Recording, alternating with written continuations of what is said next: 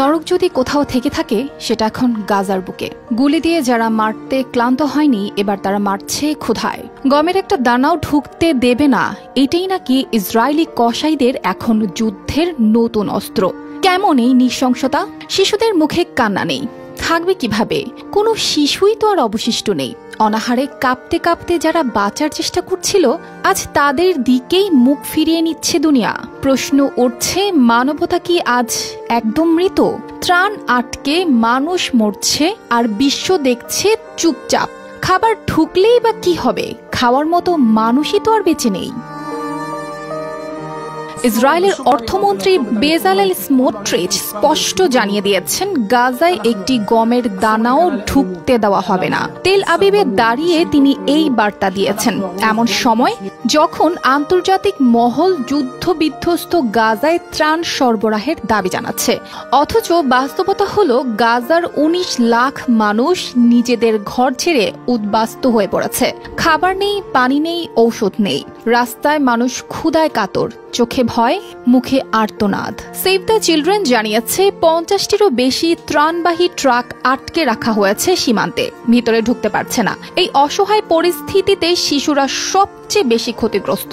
সংস্থাটির এক কর্মকর্তা আল জাজিরাকে বলেছেন, চলমান আগ্রাসনে ইতোমধ্যে ১৫,০০০ শিশু প্রাণ হারিয়েছে। ইসরায়েলি বাহিনী গাজার প্রায় অর্ধেক এলাকা দখলে নিয়েছে। রাফা শহরের মানুষজনকে বলপূর্বক উচ্ছেদ করেছে। সেখানে তৈরি হচ্ছে সামরিক করিডোর, আর এই করিডোরের চারপাশে চলছে নির্বিচারে গুলি। শুধু গাজাই নয়, অধিকৃত পশ্চিম তীরেও চলছে সহিংসতা। নাবলুজ শহরের প্রবেশ পথগুলো বন্ধ করে দিয়েছে ইসরায়েলি সেনারা। নতুন চেক পয়েন্ট বসিয়ে সেখানকার মানুষদের চলাচলও নিয়ন্ত্রণে আনা হয়েছে।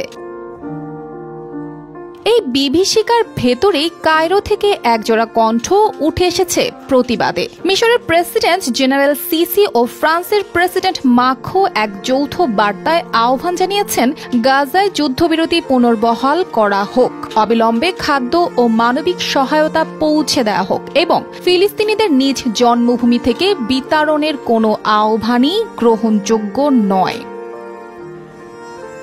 গাজার আকাশে শুধু বারুদের গন্ধ নয়, লাশের স্তূপে চাপা পড়ে আছে বিবেক, করুণা আর বিশ্ব সভ্যতার মুখ। মুসলিম নেতারাও নীরব দর্শক।